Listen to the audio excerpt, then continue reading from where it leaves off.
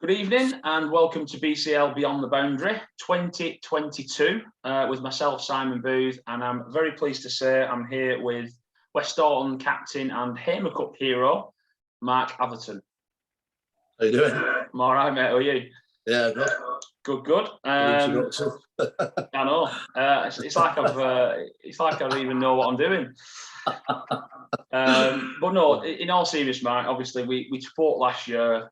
The whole, you were one of the first on. I think you and Genty were the first two people on here, as well as John Hutchinson as chairman. But I'll be honest with you, I don't. What's the word for it? I can't believe how this BCL thing snowballed, really, and people asking me to come on and ask why don't you interview him and why don't you do this, and it sort of just got out of control, really. But again, we're here now in 2022, and I've been asked to do it again, so. I've reached out to a few people, and obviously you're one of them who's come back. Obviously, I've interviewed John Hutchinson last week to lead us on the 2022 trail as chairman of the league. So I thought it was only fitting that I come to Horwich or to West Atherton. So yeah, I mean, first thing I want to do, obviously I've got a little agenda down here, Mark, but a bit of a recap on 2021, really, from your point of view. Obviously, West Atherton was incredibly successful, especially at first team level. You were league runners up to Horwich, which again went right to the wire. It were a brilliant league campaign for the neutral. Not so great for me at Farmouth, but we'll not talk about that. Obviously, you were Hamer Cup hero, winning captain's knock. I was there to see it myself. So you guys won the Hamer Cup, and then also 2020 runners up to a very, very good Tong side. So I think let's start with league, if that's all right with you. You're runners up in the league. From your seat as the skipper at West Atherton and West Atherton boy. How did you see it? It was. I think Horwich deserved win it in the long run. There's like a couple of games that. We had like more lows in the season than highs. I know it sounds really, really good, but we got into a lot of good positions where personally I'd like to have done a little bit better on the T20 front and the league front. Let ourselves down a little bit. The couple that stand out in my head, Lostock away, lost by 4 runs towards the end of the season, the week before we had to play at Horwich. And I think if we'd have got over that, it'd have been. I think Horwich would have been out of the running at that point. Obviously, Lostock played well, beat us, just didn't wag the tail enough at the end. Unfortunately, it weren't none of the bowlers' faults who came in batting at the end. It was the batters' early doors application. Little Lever away, fantastic game. Stick to my guns. Should have been allowed a deputy pro. They had one, and in hindsight, looking at it now, probably one of the best games of cricket I've ever played in. What Asher did that day was absolutely unbelievable. And Marlon, to be fair, as well. I was just going to cut you short then. I said, because obviously I watched a lot of the game, and that innings from Marlon was just incredible. 121, I think there was something like 15 for 5 or something around that. We were like dead and buried. Marlon, did something unbelievable, something that you very, very rarely see. And then I think they needed 16 in last over. And Asher's just, it was unbelievable. He hit 3 sixes. Like I say, it was literally one of the best games I've genuinely ever been involved in. Them two stick out more than any. Just felt a little bit, I'd done by a little bit, but, we still had our opportunities for winning it and didn't take it, really. We played at Horwich. That could have been the game. And I think we got 130, they knocked them off in 20 overs, So, we got absolutely smoked. And at the end, the better team always wins a league in the long run. I agree with that. And Brett doing a speech at the dinner is miles better than someone like me trying to do a speech at the dinner. So, I think everyone won, really. Well, it was good. Okay. It was good.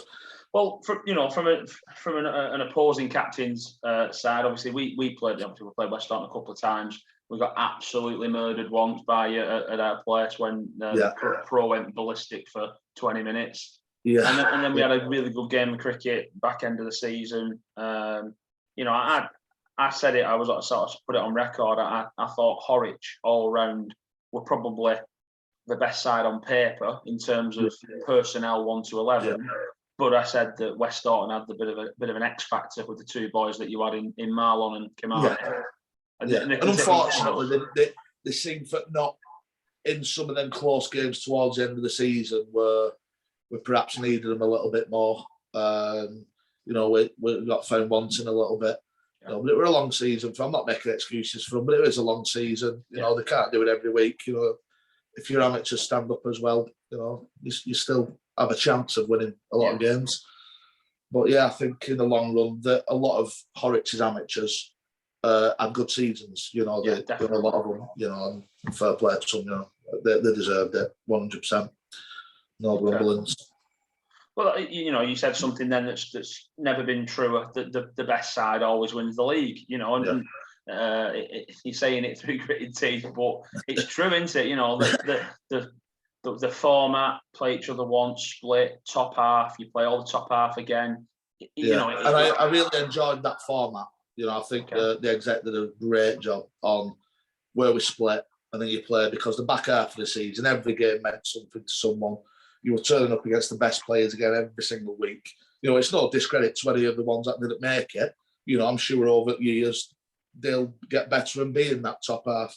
Yeah. But yeah, I think it was a lot better for everybody involved that they played at them standards that they was used to over the year.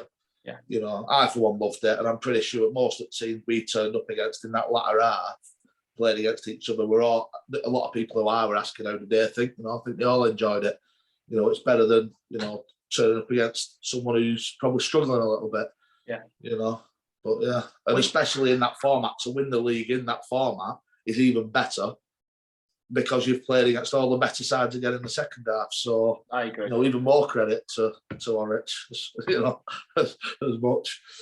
No, but you're right. And from our point of view, we were bottom of the top half, and I genuinely thought, you know, the wheels were going to fall off a little bit, but actually it didn't. It turned us round. We actually played our best cricket probably the last 6 or 7 games of the season. So I saw it from a different angle last year for me. And it was interesting. And I must admit, I think in the long run, I enjoyed it as well. Yeah, I'm glad they've stuck with it as well. I know there were a few conversations. I know last, I think like November-ish time, a few conversations about playing each other twice and going back to the old way, and we're losing another club. And I'm glad they've stuck to the guns on it all. You know, I know there were a lot of pushback on it, but I'm glad they've stuck to the guns. I think it will make for a better season all round.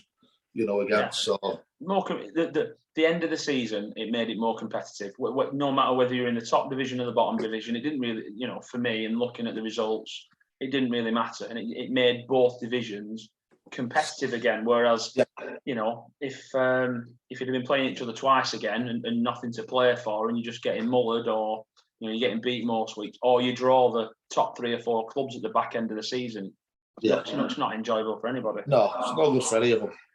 No. So, no, that's good. So that's the league. So, like I said, you know, you guys will run us up to Horwich, which, you know, in the long run was probably the right thing. Let's go on to more happier things with the Hamer Cup. So, you know, for those who know, the Hamer Cup final last year was contended at Farnworth. So again, there was a lot of talk about where it was going to be held, and I don't think I can remember in my lifetime it being held at Farnworth. So, you know, that was a good thing for Farnworth. And the game obviously had the top 2 sides again in the cup final, in yourselves and Horwich. So from Hamer Cup holder and super fantastic captain, you know, tell me about the cup journey. Obviously, it were played at Farnworth on a great deck. I don't think the scores reflected, you know, the deck that we played on you know, on that ground. And I mean, a lot of it is a blur, if I'm honest with you. It felt like surreal you know, even just, you know, playing in another AIMA Cup final. Everyone wants to play them, you know, they all do, every single person. But yeah, it was brilliant from turning up, lost a toss. I don't think I've ever won a toss against Brett, to be honest with you. Just so more superior than me, better looking, better cricketer, keeps winning toss, keeps beating me at cricket. And I've just had one game where I've come off better off. So yeah, I'm happy with that. But no, on a serious note, it was brilliant, absolutely brilliant. Felt a bit sorry for Jack Berry at the end. You know, I think he played absolutely brilliant. Yeah, get that 50 odd. He had a great game. More a competitive game. I think if he'd have been immature and lost his wicket early, you know, instead of, you know, he stuck in Marlon were bumping him, and you know, things were getting a bit heated, and he stood up, you know, and did really, really well against him. Got 50 odd. But I think the way he batted, when we went in at half time, a lot of our conversation revolved around the way Jack batted, you know, by sticking around, you know, try and stay in as long as you can.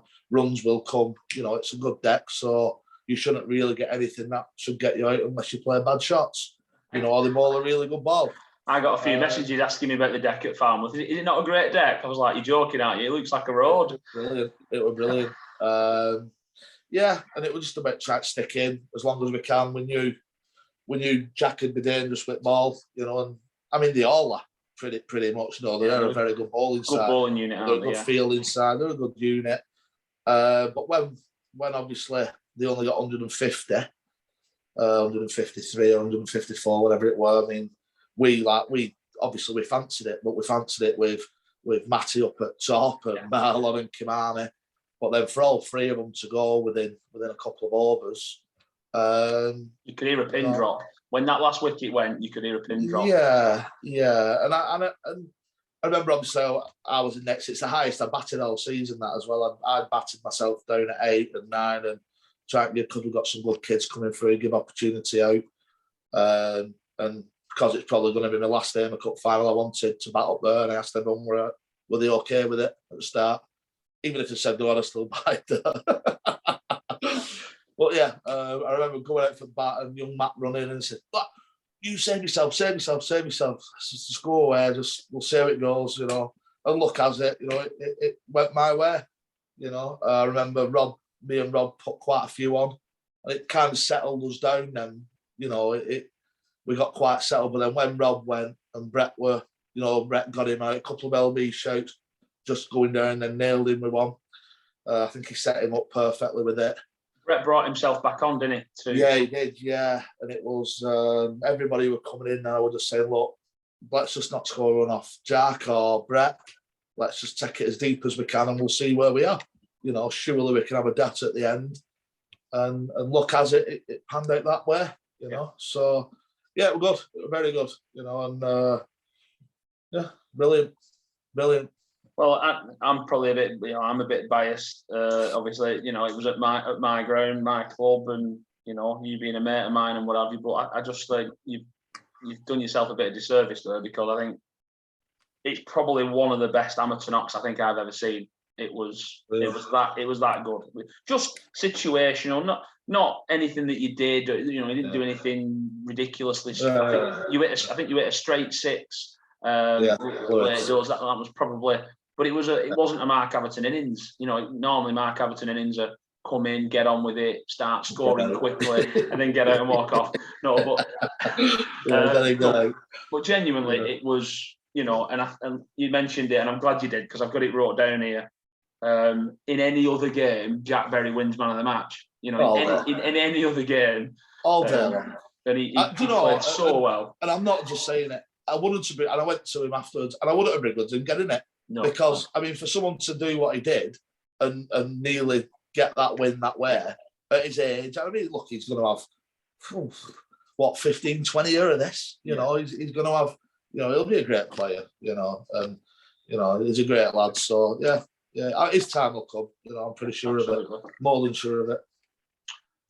Okay, so that's that one. Let's go to the last competition, but and by no means least, because I think from my point of view, looking at it from A as a captain and B from someone from the exec, I think T20 last year was a massive win for everybody. bottles of water as well. What's going on here, Mark? I think you had a pint last time. But yeah, the T20 competition last year I think, was a huge success for a lot of clubs. A lot of more clubs bought into coloured clothing and playing on Sundays and stuff like that. So again, from your point of view, how did you find the T20? Brilliant. I mean, both. We don't forget we had a decent run in the ECB one with Horwich and Lostock dropping out. I mean, we lost to Lostock on a ball out, and we ended up playing at Garstang. We played Garstang and I think Northern. We beat them. We ended up going to Bernard Castle. And I mean, we lost to the eventual winners of it, Bernard Castle, in a game there by only 2 or 3 runs. So, I mean, the T20 on that side, brilliant. Loved our days out. Good coach, good for the club, good for everybody. And obviously the league one, which it was really good. We played some great games. We played a couple up at Social. Where Kimani had a knock of scoring 100, and it was absolutely unbelievable. Flat 40 balls or something. The final was at West Atherton, so it was really good, for getting at West Atherton. And we played against Tong, and I think it felt like it was all we were playing against 16 different clubs, because I think every single, and I think even some of our own supporters wanted Tong. They brought loads down. They had far more supporters than us, on our own ground. And again, last over thriller. I mean, look, I don't like losing any game of cricket anywhere ever, but for see face on Schofield and a few of them that do a lot for that club, and they've gone without anything for a long time. It weren't too bad. It's not one of my worst losses. I'll say it weren't too bad. I think they deserved to win. They played some good cricket. They set off like a house on fire. We thought they'd knocked them off with 5 overs left. We ended up scraping ourselves back into the game, and didn't deserve to win anyway. So the result did fall on the right side again on that day, and there were a lot of tears by them all, and it was good for see. Long time they've struggled, Tom, haven't they, for a long, long time. Yeah. I think a lot of people got a soft spot for them. So I'm glad. It's not glad we lost, but I'm glad it was to a club like Tom. It's the people and the lads and the team that formulated there, and like you say, it's worth the mention. Jill, Paul, Danny Delvard. And the people they brought in, they've done a great job, haven't they? And they've put a decent side together. They've signed a pro that no one's seen before. And he was good. He's a sensational cricketer. Very good. He's a good cricketer as well. Yeah. So I played against him early season in the EMA Cup, and I said he will score more runs in this league by a mile. He blew that good. So credit to Tong. They've signed him again. I know they're looking at the moment at bolstering and trying to get an overseas in as well. I was talking to Danny Delvard at the weekend at the indoor. So again, they're trying to improve. They're trying to do more. They're a lot more active on social media. Yeah, you've got people in the right spots, and I think credit to Tong. A great good news story for Tong, the league, and everyone really to see them back. Winning games and competing is really good. Yeah. Doing well. They deserved it on the day, without a doubt. So that's 2021 out of the way. Let's fast forward to present day. Obviously, we're only in February when all said and done. 2 questions to you: what's happening at West Atherton, and what's the plan for this season? I've stepped down as captain officially. Now, after a long time saying it, and they've got a new captain in, which I'm hoping I'm not gonna mention his name. I don't think it's fair, but you'll get him, I'm sure, on here, and everyone can find it. Pretty sure a lot of people already know, what it's like Bolton League, and they've signed a pro and an amateur, and there'll be a solid side. There will. There'll be a very good side. As long as I've known you, that is as cryptic as you've ever been. I'm itching to say it all, but it's not fair to the guy who's took over. You know, I think he'll do a fantastic job. Yeah, I think he'll be absolutely fine. The lads will back him up 100%. He's coming in with everyone's blessing. You know, it's not like it's just been a secret discussion between 2 or 3 people. We've had everybody in the club involved in the conversation of him coming. Well, all the players, should I say, and you know, all the people around the first team. Yeah, and it was unanimous. Everyone were on board straight away, and it was just trying to have a chat with him and thinking that we were actually taking Mick, you know, because it was quite an hard sell at that point, you know, as though we were trying to stitch him up, I think. Yeah. But yeah, he's gone for it all, and it'll be good. It'll be good. He'll do a good job. He knows his cricket. You know, everyone knows who he is, and I'm sure he'll be on here telling you exactly what needs to be told. I can't really delve too much in that for you, mate. All right, well, I won't put you under the spotlight too much. So let's go. So what's happening at West Norton at the moment? What's happening with the lads? And you know, are you netting? What's happening at the club? Yeah, so the lads are all netting. Different times, different weeks. Just keep booking on. We've got a WhatsApp group going. They just keep booking on 8 of them. Then a couple of days later, another 8 will go. Brownie's all in charge of all kits. They're all ordered. I think they're looking at new T20 uniforms now. They've done well in it. Yeah, it's good. All juniors are coaching. Yeah, it's good. It's good atmosphere. Club's still buzzing over last year. Yeah, a lot of people looking forward to it. You know, the team's pretty much the same. I think we miss, obviously, they miss me. Not sure for how long. I'm only stepping down as captain. I'm not throwing towel in just yet. You'll be back. I know at some point I'll probably want to play. I tried jacking in 4 years ago, you know.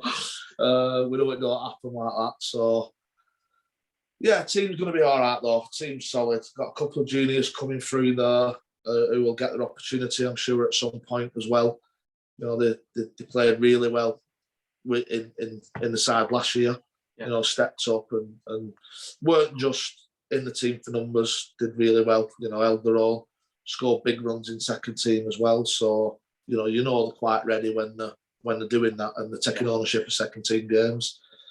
So yeah, they'll be a good side for a start. But I'm pretty sure as much as I'm hearing around the league, trying to speak to as many people as I can, as I always do. Trying to be nosy, you know what I'm like. A lot of teams are looking good, and I think the leagues. Hang on. We'll come to that in a minute. That's one of me. I'm in charge here, not you. So, right, we'll come to that in a minute. So we'll come back. We'll come to sort of what's going on. Present done that netting. Yeah, that's fine. I wanted to speak to you about the format. So when I say format, obviously going forward this year, it's no secret. Lost a couple of clubs. The league has had to react to that because we were at 20 clubs at one point. We've lost a few. I think we've lost a few that we probably didn't want to lose. But, there's no hiding that fact. There's a few clubs that, if I'm being brutally honest, probably shouldn't have been in there in the first place. No names mentioned. But nevertheless, they were there at one point and now they're not. So we've ended up back down where we've ended up, back at 14. What's your thoughts on how we play our game, the format that we play, and me and you come from the days of draws and stuff like that, and playing different type of cricket. What's your opinion on the format that we play, i.e., 50 overs, high score wins? We'll come on to draws in a sec, and then the cups that we play in. What's your thoughts? I'd like for the games, me personally, I'd like the games to start a bit earlier to try and give some of the younger ones a bit more of a night once the game's finished to get out, meet the mates. I think that's always been a bit of a sticking point of mine over the years from me being a younger lad. Why can't we just get there earlier? And I'm not sure whether because people had to work and then play. I don't know all the ins and outs of it all, but me personally, if I had a choice, I'd bring them sooner. I'd play 50 overs. I know you said going on to draws in a minute. I would rather still play with draws, especially now with our league where we're going to split, because I think you get a much better game when you've got two really good sides playing, and there's the element of the draw in there. It's not just whoever scores most runs. But I wouldn't do it back where we used to have one bowler we could just bowl from one end all day. You know, I would make captains think about who they're going to use. Are they going to have to pick 5 bowlers in that game? You know, are they going to use all them bowlers? I would change a little bit of that, and I would stick to the guns with splitting the league in half and top half play top half and bottom half play bottom half. But I'd love to see winning draws. I thought it brought on so many cricketers. You know, back when I was a young kid and I got my opportunity for going and all it were, you get strangled at the door on your way out to the ground, and it would, don't lose this game, and like, oh, you lot have had a bat, can't just go and have a bat, and it would just don't get out for 6-7 overs. Yeah. But you got fit face, the best bowlers, you know. Well, you know yourself, you've played in it, you know, and just we sound really old. I mean, if we'd have had, I think if we'd have had this conversation when we were both 20-year-old, I think we'd be saying something slightly different. But yeah, we'd have been saying play win and draw, win and lose, because that's all I ever wanted to play when it was that. But it's only when you get old and you realise probably what it did for you as a cricketer and as a person coming through and getting to have battles with people you wouldn't have even had a battle against, because if you were playing win and lose back then, you wouldn't have had people like Stewie, Chalky, rest of them, all good uns coming in trying to knock your head off with ball, because they wouldn't have been bothered. No. You'd have needed 90 odd. Why should they bowl? They'd have just said, why am I bowling? I'm not bowling at that idiot. But the fact that they wanted to get you out was brilliant. And sometimes they did, and sometimes they didn't. And if they didn't, you felt, well, some of them knocks were better than me and my cup knock. You know, some of them knocks to me, you know, personally, walking off a field, not getting out to such a body. You know, there's many names. I don't want to start throwing names with them all, because there's that many of them that were so good back then.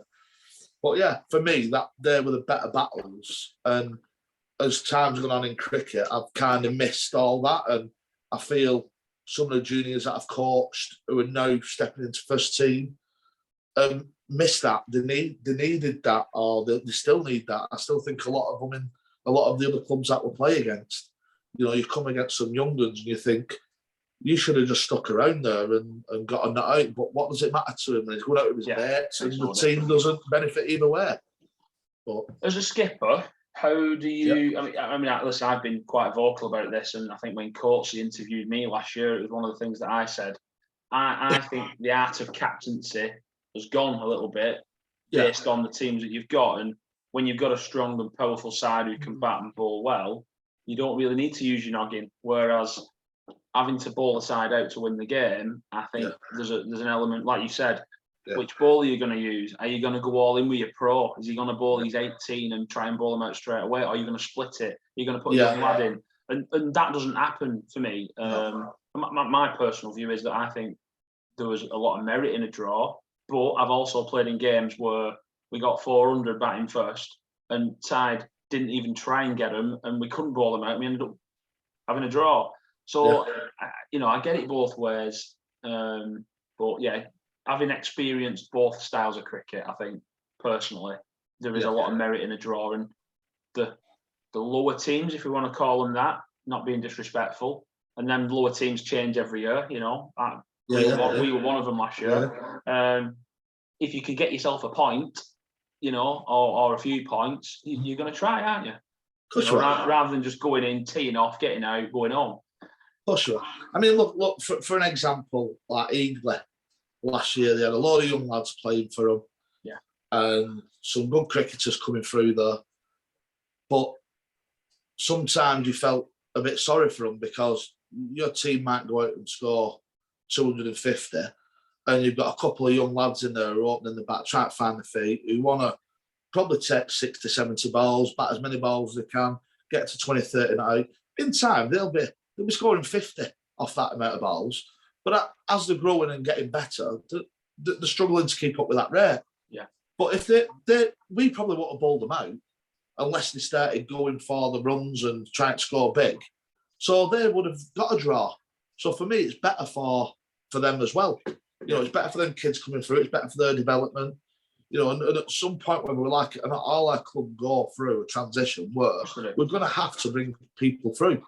So for me, that's what I would like. I'm not saying it's what everyone should do, but just me personally, that's what I would like to see, because I think the league, we all keep going on about it not being as good as it used to be, but maybe if we brought the draws in, it'd give a lot more clubs a bit more time to settle in with a junior. You know, if a junior is going opening about at 15, 16-year-old and he's not scoring at 100 strike rate, you know, your captain wants him out. They want the pro in and the overseas in, and that's just how it is. You know, well, that's just my opinion, you know. Well, I agree with what, a lot of what you said there, which brings us on to sort of, you know, other clubs. We just mentioned it before, so you know, let's chew the fat over that, because obviously, you know, we hear a lot in the winter months, don't we, about you know, teams and who's done this and who's done that. Let's have a little chinwag over that. You know, what do you think about this season in terms of what you've heard so far? You know, I'll lead you off. I think some of the pros, some of the names, some of the signings, some of the improvements from all over the league, I think has been really, really positive. Yeah. Well, I think it's going to be as good as it's been for a long, long time. If a lot of the people that are allegedly coming, and I think you've got a couple of teams who are a year wiser now, a little bit more. Yeah, you know, they've seen other clubs and probably not afraid of a lot of clubs, because if you looked at last year, a lot of clubs beat each other. You know, even on the flip side of the season, some of the teams who played in the bottom half beat a lot of the teams who they didn't. You know, when you look at all the fixtures and results, a lot of them got one back on another team. Yeah. Plus a few of them will have strengthened. I think it's going to be a close run. I think it'll be good at the top end. I think there's going to be 3 or 4 clubs this time, and not just probably 2 up there realistically in the long run fighting for it. I know you always have 3 or 4 for a while, but two normally like teeter off, don't they, like we did last year. But yeah, I think it'll be close next year. Yeah. Still backing West Norton for win it though. I'm backing West Norton win. Well, I was just going to say to you, I want to put you on the spot. Name me 4 clubs. Go on. Name me 4 clubs that'll be up there and why. You can't have West Norton though. I'm taking that off you. Right, I'll go with Farnworth. I think they've been out at spotlight long enough. Interesting. We were rubbish. 37 points last year. Yeah, but I think you had a good pro and a good overseas. I think a lot of your amateurs, yourself, Ross, probably didn't perform to as much as where you wanted to be. Yeah.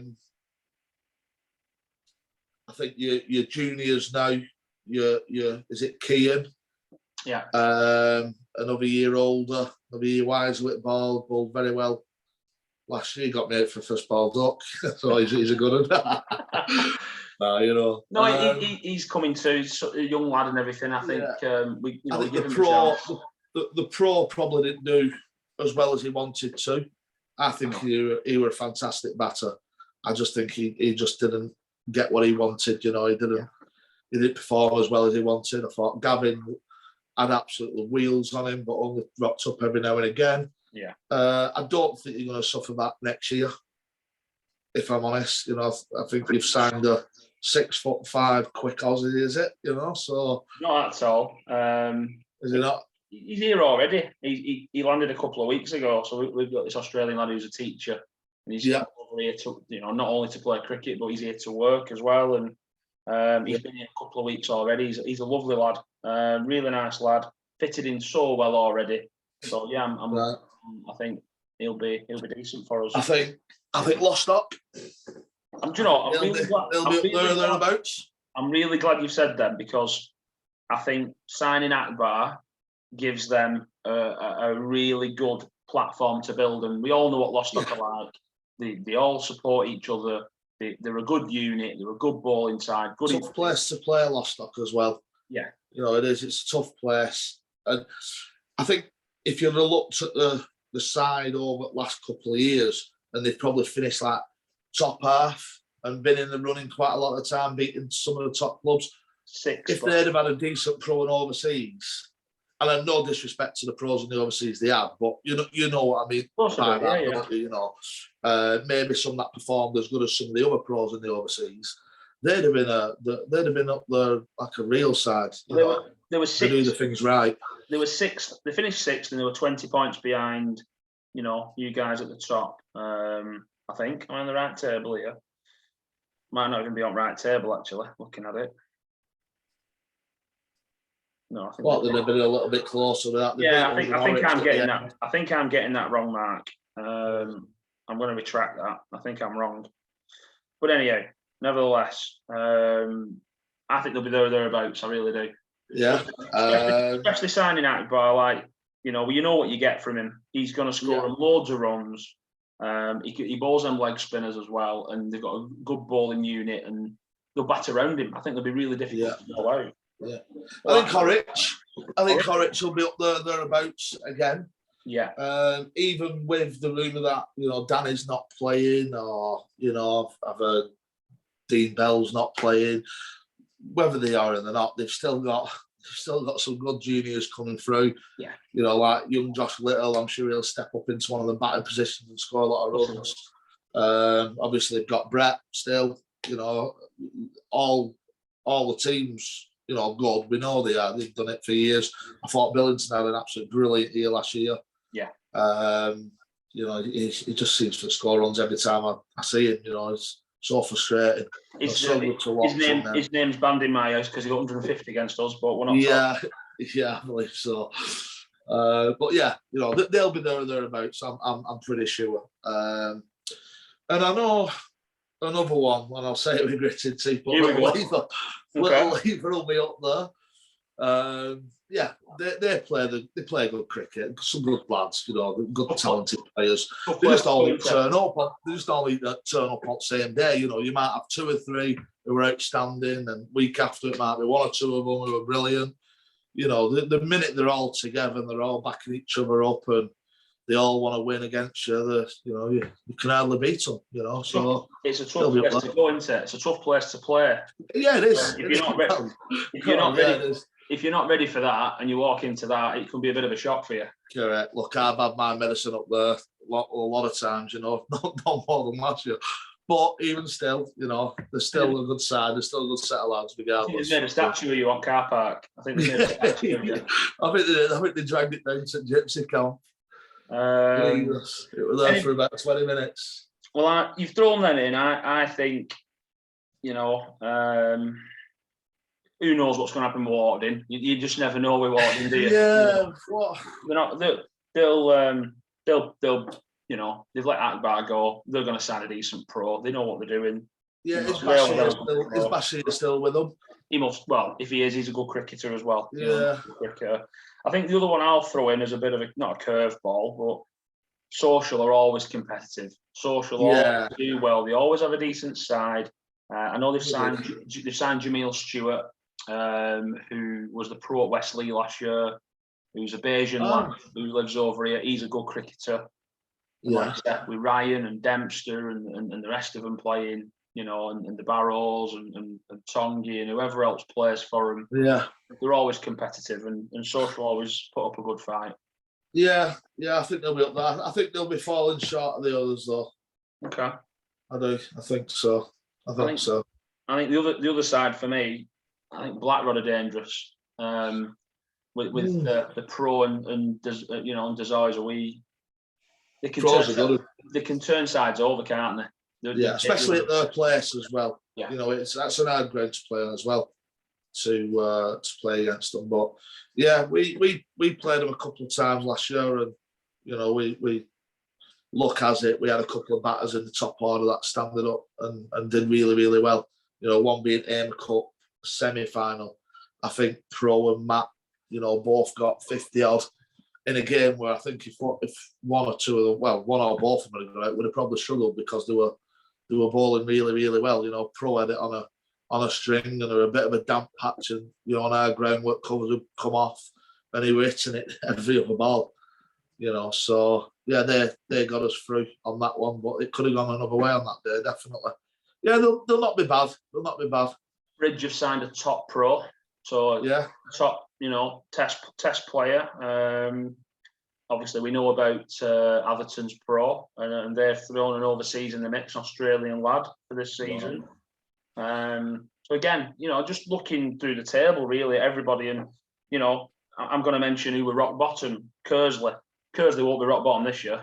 No, definitely not. They had a torrid time last year with injuries and all sorts of stuff that went on. Yeah, Kersley will not be bottom. No, there'll be nowhere near bottom next year. So no, I just think there's a lot of improvement made there from a lot of clubs, and personally, I'm looking forward to it. I think it'll be a really competitive year, really.